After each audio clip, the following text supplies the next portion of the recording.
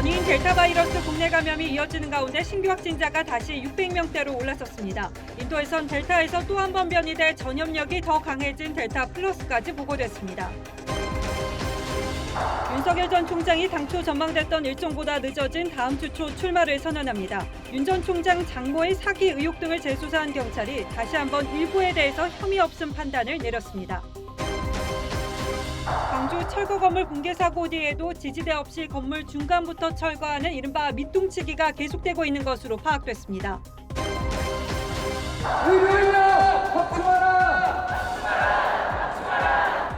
의료인 2천여 명이 방호복을 입고 인력 확충과 교대 근무 개선 등을 요구하며 총파업을 벌였습니다. 중학교 1학년 아이가 의붓 엄마에게 맞아 숨졌습니다. 숨진 아이의 몸 곳곳에선 멍자국이 발견됐는데 늑장 신고에 상습 폭행이 이뤄진 정황도 포착됐습니다. 대통령 공약 사안이었던 한전에너지 공과대학이 오는 9월 수시 모집을 앞두고 있지만 교수진은 절반도 채워지지 않았고 기숙사 등 건물도 갖춰지지 않아 우려가 나옵니다. 공개 경쟁을 통해 토론으로 선발하는 국민의힘 대변인 공모가 경쟁률 141대 1을 기록했습니다.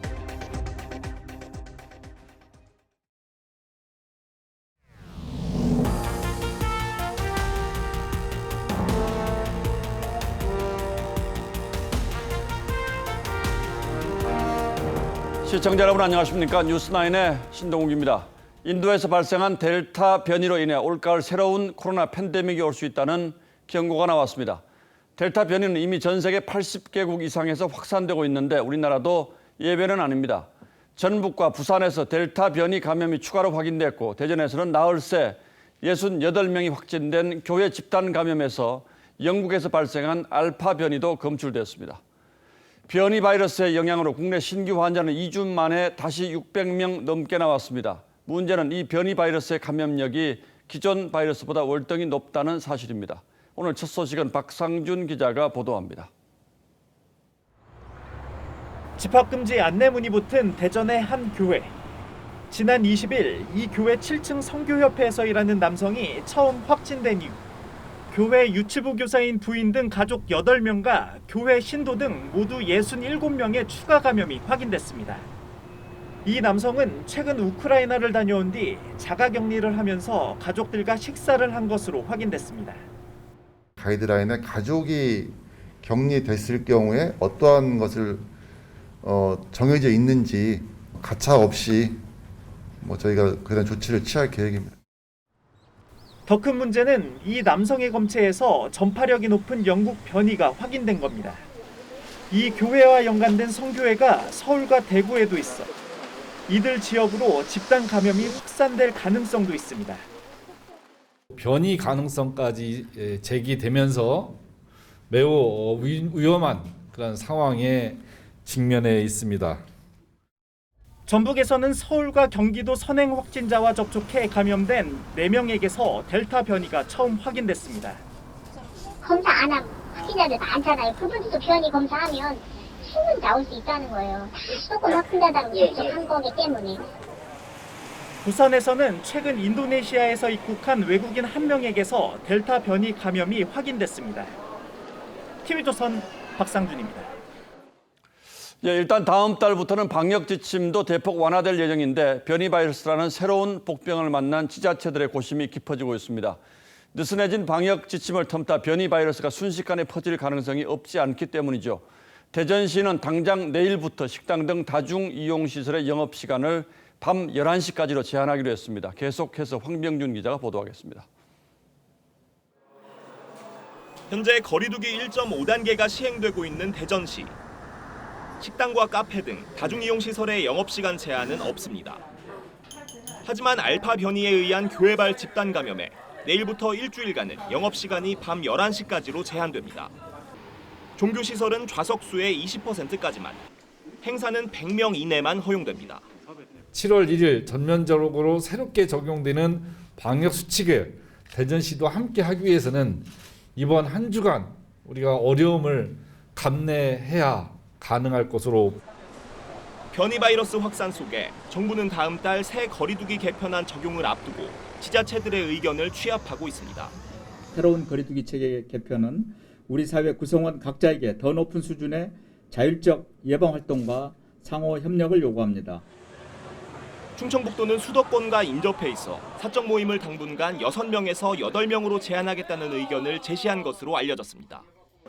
정부는 지역별 새 거리두기 적용을 27일 발표할 예정인데 오늘 발생한 600명대 확진자 수를 기준으로만 보면 전국적으로는 2단계, 서울과 대전시는 3단계에 해당돼 지자체들의 고민이 깊어지고 있습니다. TV조선 황병주입니다. 그리고 이제는 변이의 변이까지 걱정해야 할 판입니다. 인도발 델타 변이가 전파력이 훨씬 강해진 또 다른 변이를 일으켰습니다.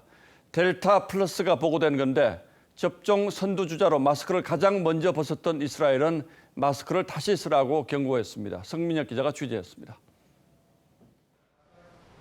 백신 무료 접종을 시작한 인도. 대기자들이 몰려들었습니다. Vaccinated, and moreover now it's free of cost. As you can check, there are a lot of people here who are waiting to get vaccinated. 여기에 강력한 봉쇄가 더해지면서 하루 확진자는 5만 명대로 줄었습니다. 하지만 한시름 놓을 새도 없습니다. 인도발 델타 변이가 다시 진화했기 때문입니다. भारत में इसके 22 मामले अभी तक मिले। अभी इसको variant of interest की श्रेणी में रखा गया है। 델타 플러스는 전파력이 더 강한 걸로 알려졌습니다. Now that is a further mutation from the existing Delta virus, and the problem with this is it can be even more transmissible. 이미 델타 변이로도 전 세계가 비상입니다. 영국과 포르투갈에선 최근 확진자의 95% 이상이 델타 변이입니다. 미국도 31%에 이릅니다. The Delta variant is currently the greatest threat in the U.S. to our attempt to eliminate COVID-19. 최근 확산세가 심상치 않자 호주와 이스라엘 등은 다시 마스크를 쓰도록 했습니다. אני מנחה את שרי הממשלה, את מנהיגי הציבור מהרגע הזה במקומות סגורים לחבוש מסכה. 이런데도 다음 달 영국에서 치러지는 유로 2020의 결승과 준결승에 6만 명을 입장시키기로 해 우려가 커지고 있습니다. TV조선 성민혁입니다. 전 세계적으로 백신 접종률이 높아지면서 코로나와의 전쟁이 끝나가는 듯 했습니다만 델타 변이라는 강력한 상대가 또 등장했습니다. 국내 신규 확진자도 13일 만에 다시 600명대로 올랐었고 다음 달 거리두기 완화까지 앞두고 있어서 걱정이 커지고 있습니다. 자, 윤슬기 기자, 네. 이 델타 변이는 얼마나 더 위험한 겁니까? 네, 국제학술지 네이처에 따르면 델타 변이 바이러스의 전파력은 기존의 알파 변이보다 60% 높은 것으로 알려집니다. 이 때문에 전 세계적인 확산이 불가피하고 그 시기는 올 가을이 될 거란 관측들도 국내외에서 나오고 있습니다. 입원 치료를 받을 가능성은 알파 변이에 감염됐을 때보다 2배 높은데요. 사망에 이르는 치명률은 알려지지 않고 있습니다. 또 증상은 어떤지 들어보시죠. 냄새라든지 미각 상실을 하는 증상 같은 것들이 거의 없고 목이 아프다든지 오히려 일반적인 감기 걸린 증상들이 더 많이. 감기와 비슷하다는 점에서 오히려 더 위험할 수도 있겠는데 이 백신 접종률이 거의 80% 이상 되는 이 외국에서도 확산되는 건 어떻게 봐야 합니까? 네, 물론 여러 가지 요인들이 있겠지만 이 델타 변이 비상이 걸린 영국의 경우 확진자의 약 70%가 10대에서 30대, 즉 백신 접종률이 다른 연령대보다 낮은 이 젊은 층에 집중돼 있다는 게 특징입니다. 그런데 백신을 한 번만 맞아도 이 델타 변이의 위험을 33% 줄인다는 게 영국 보건당국의 조사 결과죠. 따라서 이들이 백신을 맞았더라면 감염을 피할 수 있었을 거란 분석이 힘을 얻고 있습니다. 자, 그렇다면 우리나라의 경우는 젊은 층의 백신 접종률이 훨씬 더 낮은데 그럼 더 위험한 것 아닙니까? 그렇습니다. 고령층을 우선 접종하는 건 대부분 나라들이 비슷하죠. 우리나라 역시 현재까지 1차 접종자 1,500만 명 중 10대에서 30대의 비중은 12.7%에 머무른 상태입니다. 젊은 층일수록 활동량이 많아 어르신 등 취약층을 감염시킬 가능성이 크다는 것도 우려할 문제죠. 예. 이 델타 변이에 대비하려면 젊은 층 접종률을 높이는 게 앞으로의 숙제입니다. 백신 수급을 최대한 빨리 해서 20에서 50대들이 델타 변이가 유행하기 전에 최대한 많은 접종을. 예, 다음 달부터 이 또 거리두기가 완화되는데 이건 어떤 변수가 될까요? 네, 관련해 지금 보시는 이 이스라엘의 2달 전 사진을 주목할 필요가 있는데요. 백신 접종률이 높아지면서 실내 마스크 착용 의무를 해제했지만 최근 들어 델타 변이가 확산되면서 이 마스크를 다시 쓰기 시작했죠. 우리 역시 거리두기가 완화된다고 해서 생활 속 방역을 게을리해서는 안 되겠죠. 예, 당분간은 마스크 잘 쓰는 거 이거 정말 중요하겠군요. 그렇습니다. 예, 윤슬기 기자 잘 들었습니다.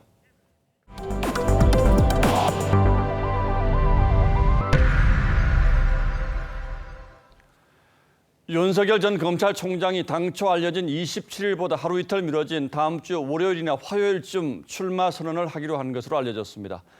출마 선언은 거창한 정치적 구호보다는 국민들의 삶을 돌보겠다는 실사구시의 정신을 강조할 가능성이 높아 보이고 따라서 장소도 여의도나 광화문 같은 정치적 상징성보다는 민생에 다가서겠다는 의미를 담은 소박한 곳이 될 것으로 알려졌습니다. 이태희 기자가 취재했습니다. 윤석열 전 총장은 대선에 도전하는 이유를 담은 출마 선언문을 막판 정리하고 있는 것으로 전해졌습니다. 날짜는 내주 월요일이나 화요일 중 하루로 잡혔고 장소도 국회가 있는 여의도나 캠프가 차려지는 광화문 사무실이 아닌 민생의 어려움을 고려해 화려하지 않은 제3의 장소를 잡은 것으로 알려졌습니다. 엑스파일에 대해 정치 공작, 불법 사찰이라고 규정했지만 다음 달 2일 윤 전 총장 장모의 요양급여 부정수급 의혹에 대한 1심 선고 공판이 끝나면 본격적인 법적 대응에도 나설 전망입니다. 출마 선언 뒤엔 중도와 진보를 아우르는 인사를 만날 예정인데 첫 일정으론 호남 방문도 검토되고 있습니다. 호남에서 윤 전 총장 지지율은 여권 대선 주자들과 비교해도 큰 차이가 나지 않습니다. 민주당 송영길 대표는 윤 전 총장이 조국 전 장관보다 심하게 검증받아야 한다고 압박했습니다.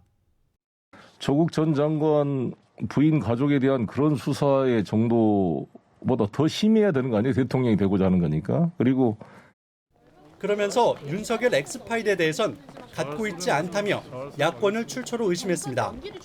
하지만 야당은 엑스파일을 처음 언급한 송 대표가 책임져야 할 문제라고 반박했습니다. 송영길 대표께서 이것을 전부 제작해서 유통시킨 그 원조라고 생각하는데 이준석 대표는 당박 주자에 대한 의혹에 대해선 대응 계획이 없다며 조기 입당을 우회적으로 압박했습니다. TV조선 이태희입니다. 이런 가운데 윤석열 전 총장 장모 최모 씨의 사기 의혹 등을 재수사한 경찰이 또다시 혐의 없음 판단을 내렸습니다.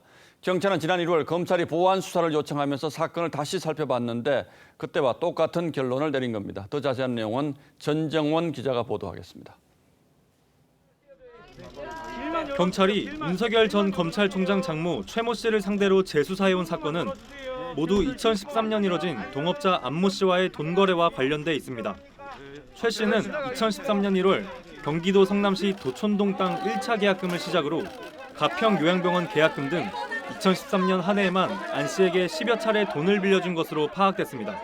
이 과정에서 최 씨가 은행에 347억 원을 넣어둔 것처럼 잔고증명서를 위조한 혐의와 잔고증명서 위조될까? X에게 금전적인 약속한 거 아닙니까?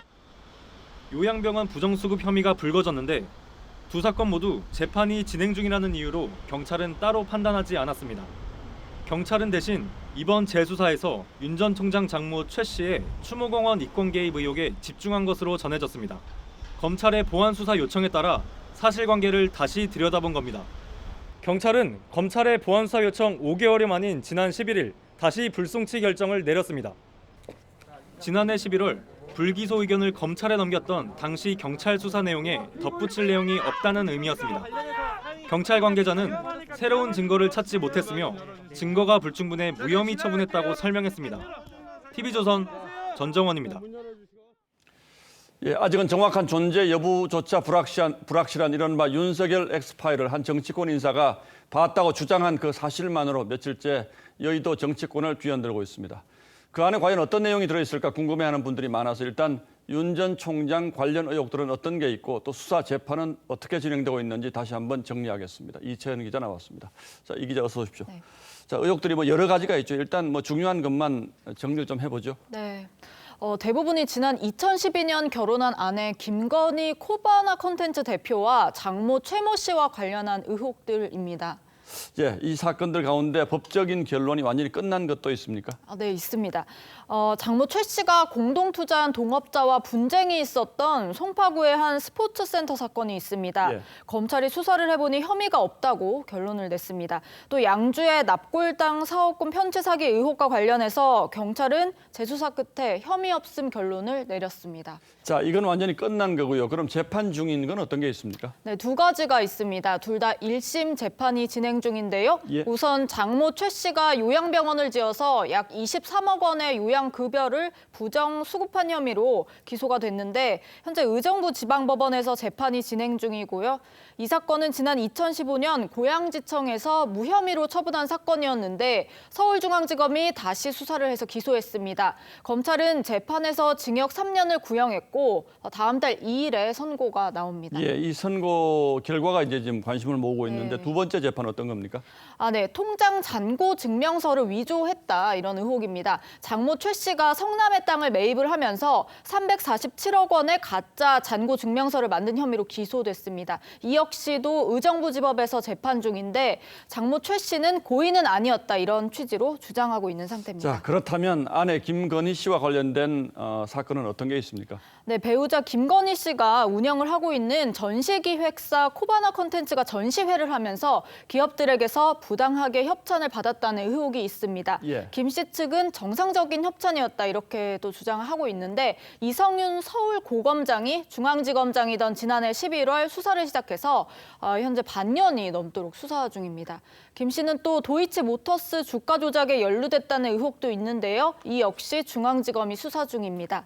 이 사건에 대해서는 윤 전 총장 측은 2013년에 이미 금감원과 경찰 내사에서 모두 혐의 없음으로 종결된 사안이다 이렇게 주장을 하고 있습니다.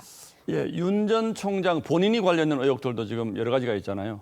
네, 맞습니다. 중앙지검은 윤대진 법무연수원 기획부장의 형인 윤우진 전 용산 세무서장의 뇌물수수 사건 무마 의혹을 수사 중입니다. 윤우진 전 세무서장은 지난 2013년 수입업자에게 향응을 받은 혐의로 경찰 수사를 받습니다. 그런데 당시 검찰은 경찰이 신청한 압수수색 영장을 6번 기각한 뒤 결국에 무혐의 처분합니다. 이 과정에서 당시 대검 중수 1과장이던 윤 전 총장이 중수부 출신인 변호사를 윤우진 전 서장에게 소개를 해줬다는 의혹이 있습니다. 예, 검찰총장 청문회 당시에 이제 거짓말했다 이런 논란이 있었던 바로 그 사건이군요. 네, 그렇습니다. 자, 이런 의혹들을 종합적으로 정리해 놓은 것이 이제 이른바 X파일이라는 거고 윤 전 총장 측은 다 방어할 자신 있다 지금 이렇게 주장하는 거죠. 네, 맞습니다. 예, 이채연 기자 잘 들었습니다. 여권에선 추미애 전 법무부 장관이 6번째로 대선 출마를 선언했습니다. 지난해 전국을 달궜던 추윤 갈등을 통해서 윤석열 전 총장의 입지를 결과적으로 키웠다는 지적이 여권 내에서도 적지 않았는데 이를 의식한 듯 추 전 장관은 윤 전 총장을 겨냥한 날선 발언들을 쏟아냈습니다. 자, 출마 선언 현장 분위기를 최원희 기자가 전하겠습니다. 자신이 꽝 잡는 매라며 윤석열 저격수를 자처한 추미애 전 장관은 윤 전 총장을 겨냥해 진실의 시간이 오고 있다고 했습니다.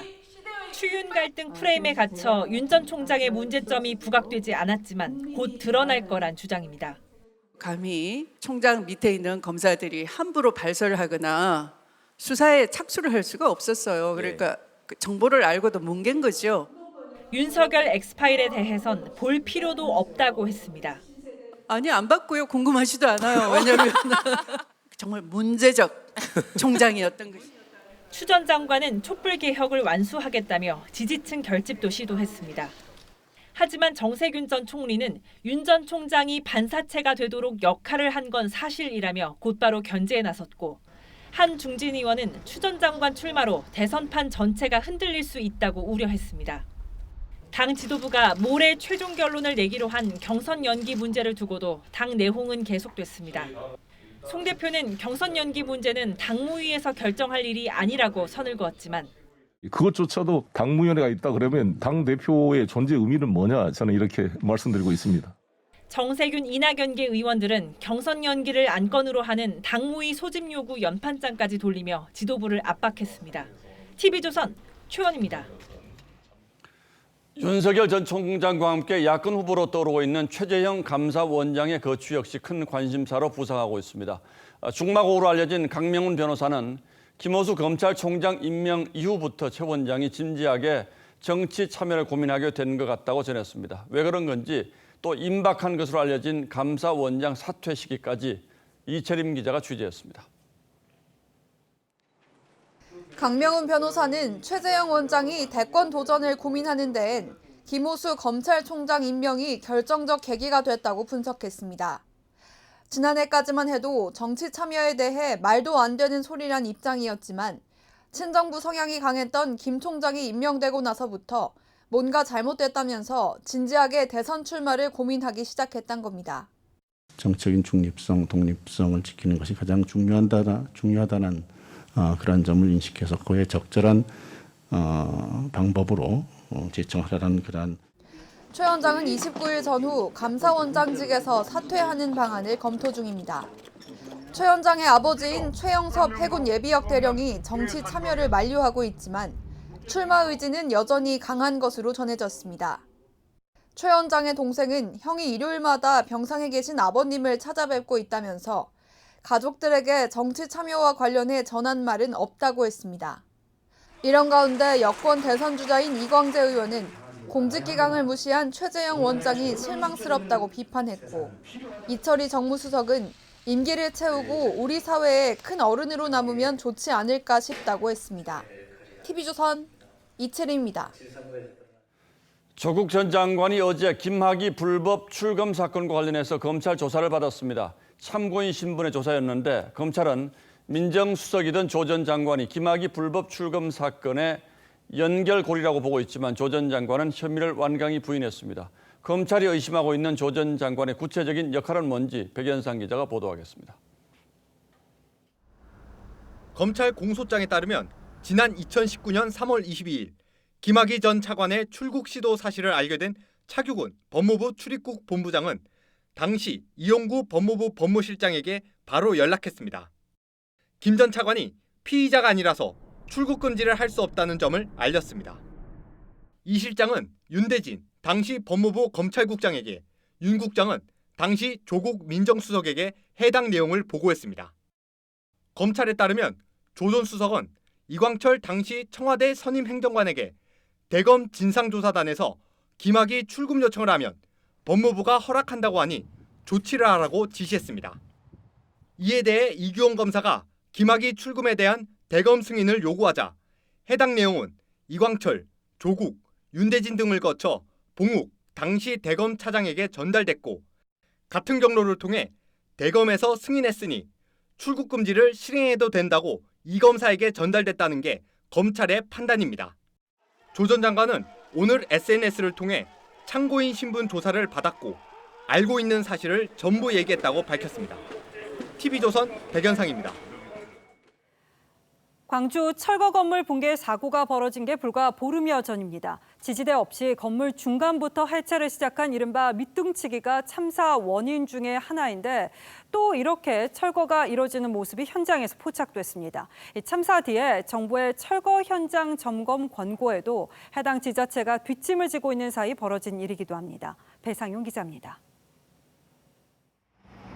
버스 정류장과 인접한 안양 시내의 한 3층짜리 요양병원 철거 현장입니다. 중장비가 분주히 움직이고 중간층이 푹 파인 건물이 한쪽으로 기울어져 휘청거립니다. 밑에서 잘라갖고 위를 넘어뜨리는 그런 식으로 하고 있더구만요. 엄청 이틀어 보였어요. 철거업체는 관할구청인 안양시 동안구청에 맨 위층부터 철거하겠다고 해체 계획서를 제출했습니다. 하지만 건축 전문가는 해체 계획서와 달리 이른바 밑둥치기식 철거라고 지적합니다. 그걸 먼저 해체를 하고 그다음에 이제 실제 이제 밑으로 쭉 내려와야 되는데 지금 아마 하시는 내용은 광주와 똑같이 중간을 갖다가 건들고 있는 과정이에요. 국토부는 광주 철거 중 건물 붕괴 참사 나흘 뒤인 지난 13일 전국 지자체에 철거 현장 안전 점검을 권고했지만 해당 건물의 현장 점검은 없었습니다. 재개발 현장도 너무 많다 보니까 여기를 가지 못한 건 맞아요. 우선 재개발 현장이 제일 크다 보니까 그쪽이 들어준. 철거 업체는 중간부터 철거하지 않았다고 주장합니다. 저희는 기둥 철거를 안 해요. 만약에 2층을 저희가 했어도 아마 부적벽이나 석고보조 벽체 그런 걸 철거하고 있었을 거다.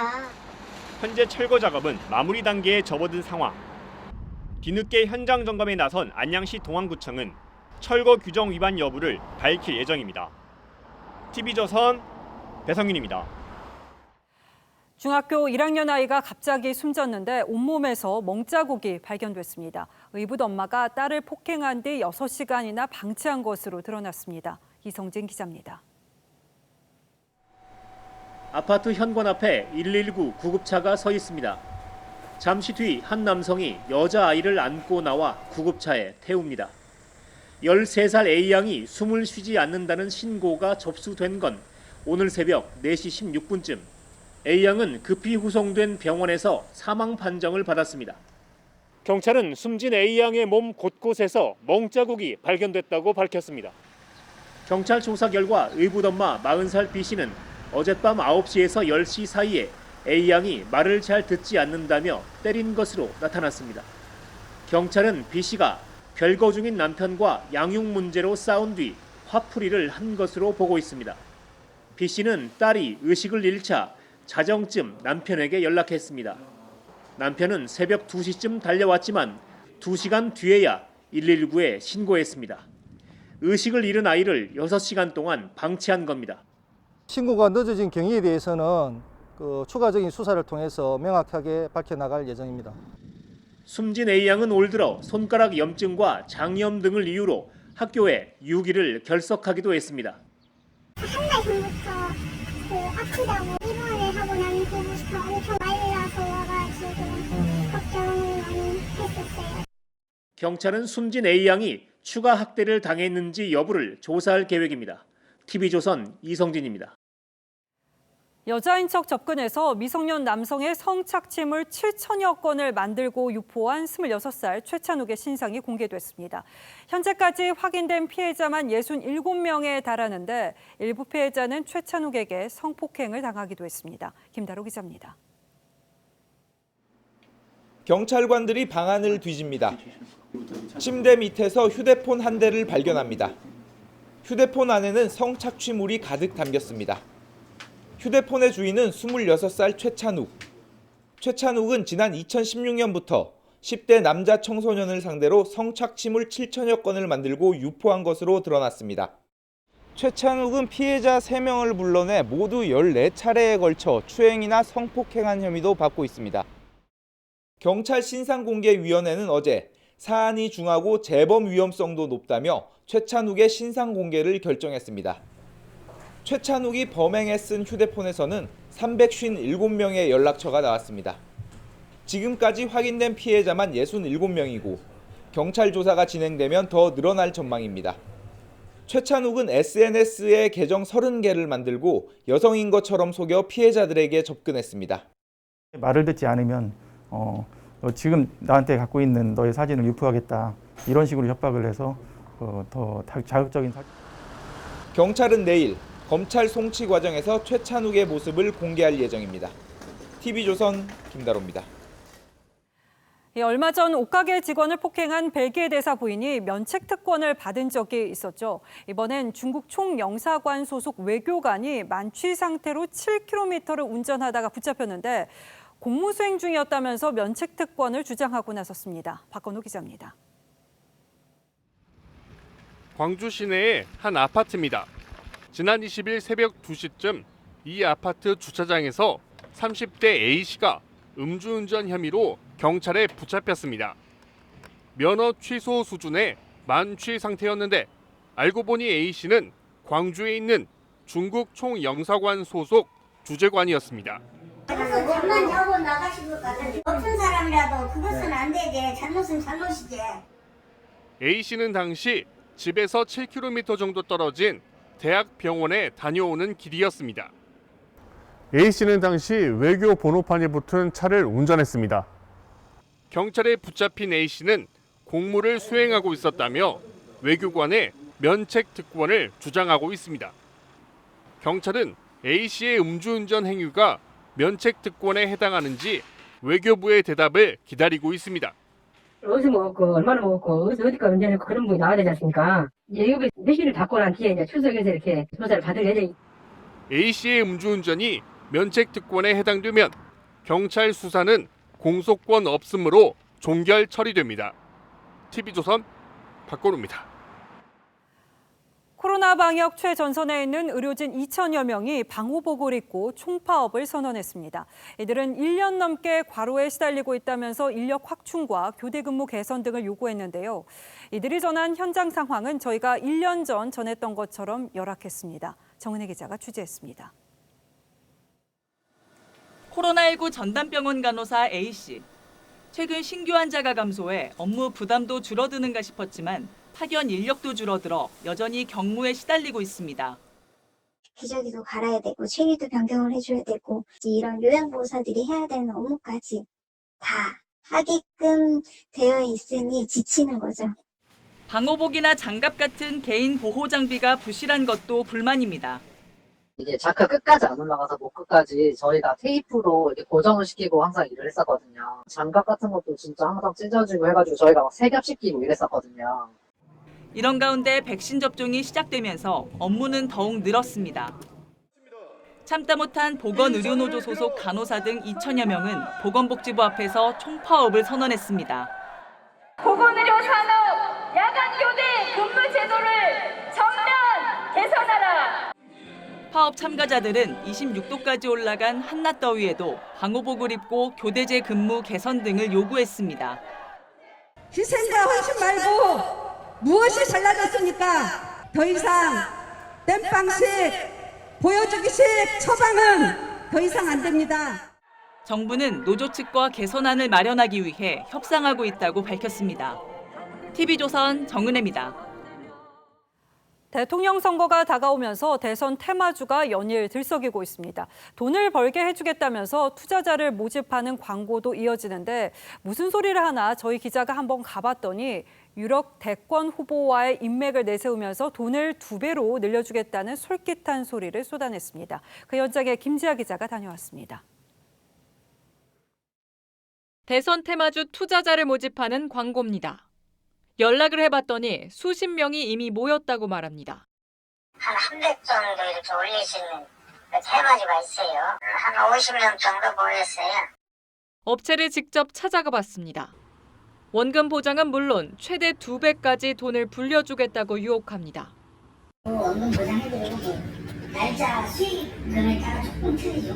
1.5배를 말하냐면 2배를 말하냐면 한 달에서 한 달 정도.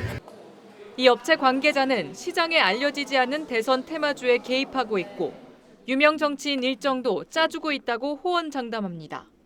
투자에 참고할 일정은 돈을 넣으면 알려주겠다고 말합니다.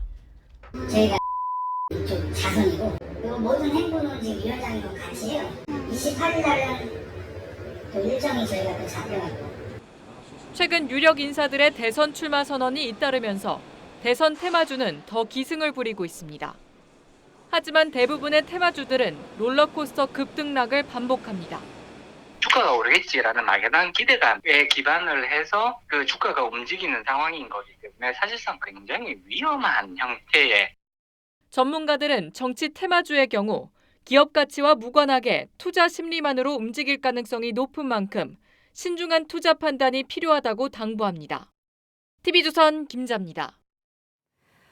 한 부동산 플랫폼 업체가 아파트 관련 중개 서비스에 진출하겠다고 해서 공인 중개사들이 생존권 침해라면서 강력 반발하고 나섰습니다. 업체는 상생의 길이라고 말하고 있는데 이 플랫폼 업체와 기존 사업자 사이의 갈등을 부른 제2의 타다 사태가 되풀이될 조짐입니다. 이뮤진 기자입니다. 부동산 플랫폼 업체 직방이 운영하는 앱입니다. 공인중개사가 올린 원룸이나 오피스텔 매물을 앱으로 쉽게 볼 수 있습니다. 최근엔 아파트에까지 영역을 확장했습니다. 발품을 팔지 않더라도 아파트 내외부를 입체적으로 볼 수 있는 VR 기능을 추가한 겁니다. 이런 서비스를 제공하고 거래가 성사되면 중개 수수료 절반을 받겠다는 계획입니다. 중개사분들이 저희를 도구로 쓰셔서 온라인으로 더 많은 이용자를 만날 수 있도록 도와드리는 상생 모델입니다. 하지만 공인중개사협회는 직방이 사실상 직접 중개에 나선 것으로 중개사들의 생존권을 위협하는 행위라며 강하게 반발하고 있습니다. 업계에서는 택시 운전사들이 크게 반발했던 차량 공유 서비스, 타다 사태가 재현되는 것 아니냐는 우려가 나옵니다. 자율 경쟁의 측면에서는 긍정적인 측면도 있겠지만 정보의 독점으로 인한 피해들도 많이 발생하게 되거든요. 신기술을 접목한 플랫폼 사업과 기존 시장 종사자들과의 갈등이 또다시 시험대에 올랐습니다. TV조선 임유진입니다. 예, 다음 뉴스입니다. 이준석 국민의힘 대표가 정당 사상 최초로 추진 중인 대변인 토론 배틀 오디션이 140대 1 넘는 경쟁률을 기록했습니다. 예선에는 10대부터 70대까지 다양한 지원자들이 몰렸는데 얼굴을 보면 저 사람이구나 할 만한 사람도 상당수 포함됐다고 합니다. 최종적으로 대변인 2명, 부대변인 2명을 뽑는데 이 과정은 저희 TV조선을 통해 생중계될 예정입니다. 이광희 기자가 보도합니다. 어제 마감 시한까지 국민의힘 대변인단에 지원한 사람은 총 564명으로 경쟁률은 141대 1이었습니다. 지원자들은 자기소개 30초, 기본소득과 6.25 70주년, 2개 주제에 대한 1분 논평 등 각자 2분 30초 분량의 동영상을 제출했습니다.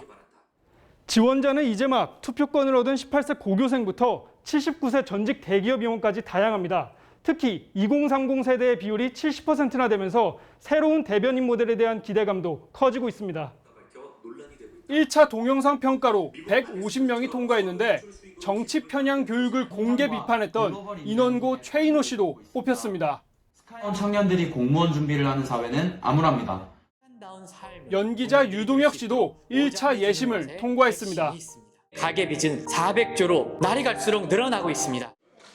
이들은 내일 이준석 대표의 압박 면접을 거쳐 본선 진출자 16명이 가려집니다. 오는 27일에는 토너먼트 형식의 첫 토론 배틀이 열리고 이어지는 30일 8강전, 5일 결승전을 거쳐 대변인 2명과 상근 부대변인 2명이 선발됩니다. TV조선은 8강전과 결승전을 생중계할 예정입니다. TV조선 이광입니다. 문재인 대통령의 대선 공약이었던 한전에너지공과대학이 내년 개교를 준비하고 있습니다. 이에 따라 오는 9월 수시 모집을 준비하고 있지만 과연 이 상태에서 학생을 받아도 되는 것인지 걱정스러운 상황이라고 합니다. 대통령 재임 중에 학교 문을 열기 위해서 무리하게 밀어붙이고 있는 건 아닌지 이상배 기자가 현장을 둘러봤습니다. 흰색 가림막이 쳐진 공사 현장, 한전에너지공과대학 부지입니다. 한전에너지공과대학은 오는 9월 수시 전형을 시작으로 내년 3월 개교를 준비하고 있습니다. 학생들이 공부할 대학 건물도 기숙사도 없습니다. 당장 내년에 입학하는 학생들은 임시 기숙사에서 자고 임대 연구소에서 공부해야 합니다. 세계 최고의 석학들로 구성하려 했던 교수진도 상당수가 공석입니다. 희망적인라고 보기는 좀 어렵겠지만 알차게 만들어 가면 되지 않을까 싶습니다. 한전공대는 민주당 이낙연 의원이 전남지사 재임 때 건의했고 문재인 대통령의 선거 공약으로 채택됐습니다. 정권 출범 후 국정운영 5개년 계획에 들어갔다가 이낙연 의원이 국무총리 시절 국무회의에 보고되면서 본격 추진됐습니다. 학계에서는 문 대통령 재임 기간 내 공약을 이행하려는 무리한 개교라는 말이 나옵니다. 표를 염두에 둔 공약이었고 국비로 그렇게 세우면 저는 적절하지 못한 거라고 보는 거죠. 한전은 내년 개교에 맞춰 문제없이 추진되고 있다는 입장. 저희가 지금 완공이라고 표현할 수 있을 것 같습니다. 네. 한전공대는 앞으로 10년 동안 최소 1조 6천억 원이 들어갈 전망입니다. 대부분 한전이 부담하게 되는데 국민이 다달이 내는 전기료의 일부도 여기에 지원됩니다. TV조선 이상배입니다. 정부가 탈원전 정책을 밀어붙이면서 부족한 에너지를 LNG 발전을 통해 얻기로 했는데 설비 비용만 6조 원에 달한다는 국책연구기관의 분석이 나왔습니다. 그리고 대부분의 설비는 국내 생산을 할 수 없는 수입품들이어서 무리한 탈원전이 2중, 3중의 국고 낭비로 이어지고 있다는 지적도 나오고 있습니다. 박상현 기자가 취재했습니다. 액화 천연가스를 연료로 사용하는 LNG 발전소. 정부는 탈원전으로 원전을 줄이는 대신 2030년까지 19기의 LNG 발전소를 짓는다는 계획을 세웠습니다. 문제는 설치 비용. 발전소 핵심 설비인 가스터빈, 배열 회수 보일러, 증기터빈 등 주요 부품들은 국산화가 안 돼 전량 수입해야 하는데 이 비용만 최대 6조 2천억 원이 필요합니다. 연료가 되는 LNG도 전량 수입해야 합니다. LNG 연료 자체를 도입하는데 그 비용이 많이 들어갈 수밖에 없는 거죠. 왜냐하면 지금 이제 LNG 값이 코로나 끝나고 그러면서 다 상승 기조를 보이고 있고 유지 비용도 문제입니다. 현재 우리나라에 설치돼 있는 LNG 발전용 가스터빈 유지 보수 비용은 매년 2,800억 원. 그나마 해외 기술에 의존할 수밖에 없습니다. 현 정부의 탈원전 정책에 대한 비판이 나오는 이유입니다. 정부는 원전은 위험하고 석탄은 나쁘고 재생에너지는 착하다는 편향적 일반화로 갈등을 키우고 있습니다. 원자력 대신 선택한 LNG. 확대하면 할수록 외화 유출 규모만 키운다는 지적입니다. TV조선 박상현입니다. 대한민국을 IT 강국으로 만든 저변에는 흔히 병역 특례로 불리는 산업기능요원 제도의 힘도 적지 않았습니다. 일부 공정성 논란이 있기는 하지만 막 창업한 기업 입장에서는 고급 인력을 활용할 수 있어서 큰 도움이 되어온 건 사실입니다. 그런데 병무청이 내년부터 대학생 대신에 특성화고 출신만 뽑기로 해서 신생 기업의 걱정이 커졌습니다. 윤동빈 기자가 IT 업계의 얘기를 들어봤습니다. 빅데이터 기반 AI 학습 서비스를 개발하는 서울의 한 IT 벤처기업. 대학에서 소프트웨어학을 전공한 이모 씨는 2년째 산업기능요원으로 근무하면서 웹서비스 개발을 주도하고 있습니다. 3명이 살 수 있는 일을 혼자서 하고 있는데 제안도 꽤나 타이트하게 하고 실력을 되게 높게 해서 봐주시는 것 같아서. 유모 씨는 산업기능요원으로 경력을 쌓은 뒤 넥슨의 김정주, NC소프트의 김택진처럼 스타트업 창업을 하는 게 꿈입니다. IT 회사의 대표님들이나 아니면 거기에 영향력 있는 개발자분들은 전부 병역특례 출신인 걸로 알고 있습니다. 그런 제도가 없었으면 지금의 한국이 안 나오지 않았을까. 1만 3천여 명의 산업기능요원 중 학사 출신은 2,800여 명인데 병무청은 내년부터 특성화고나 마이스터고 출신들로만 뽑기로 했습니다. 저희가 중견기업 같은 경우는 일반적인 인지도가 그렇게 높지는 않잖아요. 병역특례 제도가 있음으로써 전문가들은 병역 대상자와 중소기업 양쪽 모두에게 손해라고 지적합니다. 젊은 사람들이 주도적으로 움직이는 기업이 경쟁력이 굉장히 취약해지는 거죠. 병무청은 고교 출신의 취업을 장려하고 일반 병역 자원 급감을 해결하기 위한 조치라며 영향을 다각도로 분석해 보완하겠다고 했습니다. TV조선 윤동빈입니다. 코로나로 이른바 집콕 생활이 길어지면서 배달 수요가 급격히 늘었죠. 이 49년 된 노포 냉면집도 자존심을 내려놓고 배달에 뛰어들고 있는데요. 이 화장품에 생필품까지 배달로 안 되는 게 없는 세상을 이정민 기자가 전합니다. 49년 된 유명 냉면 전문점입니다. 3대째 가업을 이어오고 있는데 올해 배달 서비스를 시작했습니다. 메밀면을 붓지 않게 배달하는 방법을 연구한 겁니다. 다른 나라의 이제 면 요리 이제 포장하는 거를 제가 보니까 우동사리 비슷하게 자루 우동식으로 좀 해보는 걸 해보니까 면이 붓질 않은 게 있어가지고 고객들도 반깁니다. 냉면을 좋아하니까 5, 6년 전부터 지금 단골입니다. 비가 온다거나 날씨가 안 좋을 때 그때는 배달도 해서. 요식업 중심이던 배달 시장은 신선식품, 생활용품 등으로 확대되고 있습니다. 주로 오프라인 매장 내 판매에 주력해온 화장품 업계도 앞다퉈서 배달 서비스를 출시하고 있습니다. 매장을 방문하지 않고도 화장품을 3시간 안에 배송받을 수 있습니다. 보통 하루에 40건 정도 인입이 되는 편이고 제과 제빵업계도 배달 시장에 뛰어들었습니다. 프랜차이즈 제빵업계는 배달 가능한 매장을 전체의 80에서 90%로 늘렸습니다. 최근에는 꽃이라든지 책이라든지 옷이라든지 정말 배달로 해결하지 않았던 각종 영역에 배달 영역이 접목되고 있습니다. 코로나19 이후에도 계속해서 성장하는 시장이. 지난해 23조 원 규모로 커진 국내 배달 시장은 올해 더욱 성장할 것으로 예상됩니다.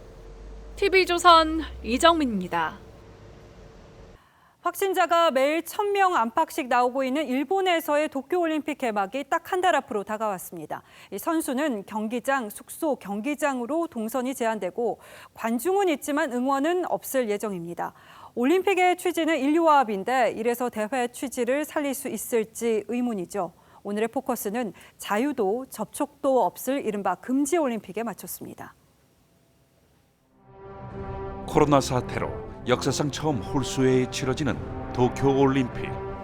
선수 1만 1,500명과 취재진, 대회 관계자 등 7만여 명이 모일 예정이죠. Today is a special day, which is the Olympic Day, and 1 month to go until the start of the games. 하지만 지구촌 축제라는 명성에 어울리지 않게 금지투성입니다.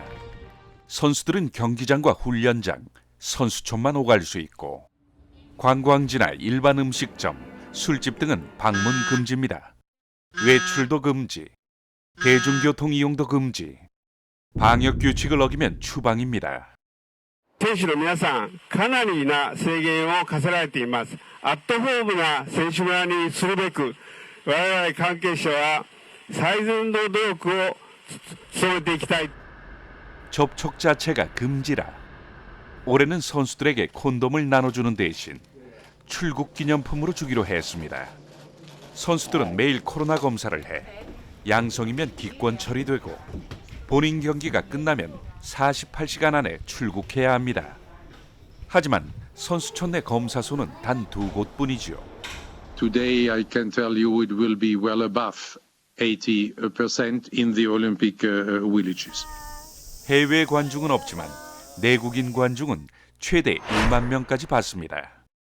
대신 응원은 할 수 없고 마스크를 쓴 채 박수만 쳐야 합니다. 조직위는 당초 주류 판매를 검토했다가 빗발치는 여론에 금지하기로 했죠. 엄격하게 제한된 올림픽이지만 일본 내에서조차 걱정이 많은 상황. 街がまたさらに混んで、コロナがさらに蔓延するということになったら、こちらとして住民なのでちょっと心配ではありますね。 일본 정부는 선수단을 격리해 감염을 막는 버블 방식으로 관리하겠다는 방침이지만 올림픽 버블이 코로나 배양 접시로 불리던 제2의 크루즈선이 돼서는 안 될 것입니다. 뉴스9 포커스였습니다.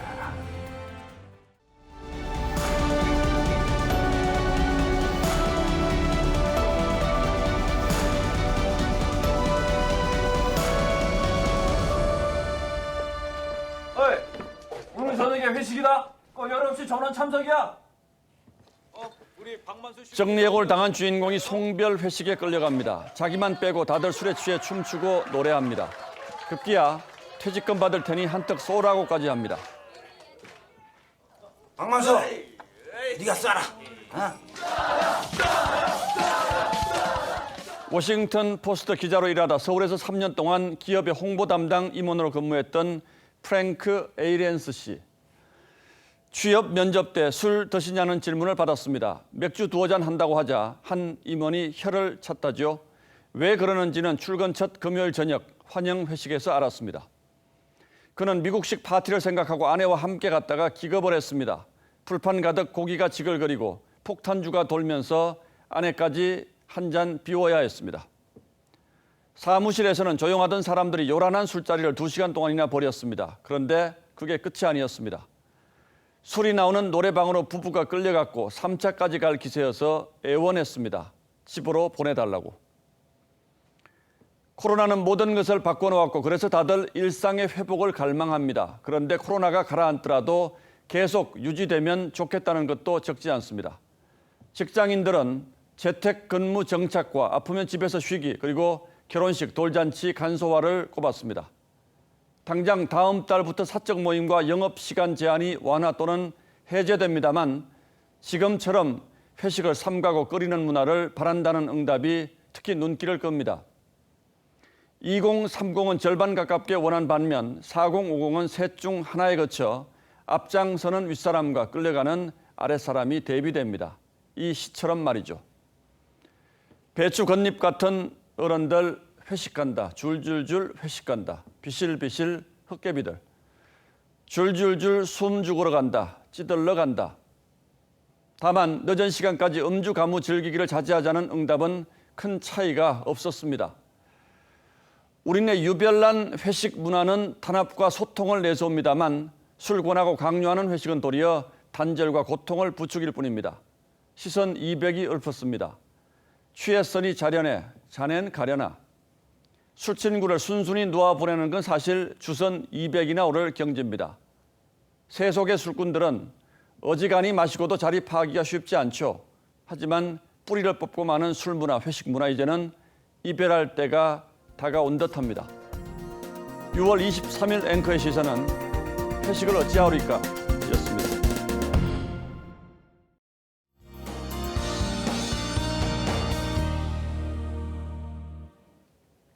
내일 역시 소나기에 대비하셔야겠습니다.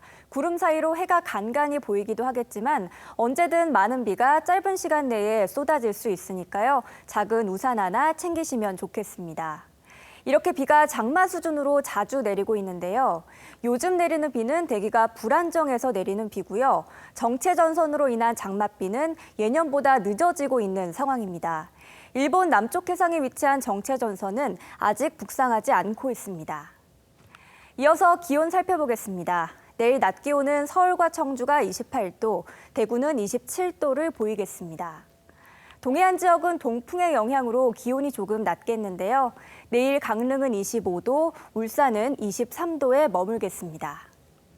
주말까지 소나기가 자주 내리겠고요. 기온은 보통 이맘때 정도를 유지하겠습니다. 날씨였습니다. 6월 23일 수요일 뉴스9는 여기서 모두 마치겠습니다. 시청해주신 여러분 고맙습니다.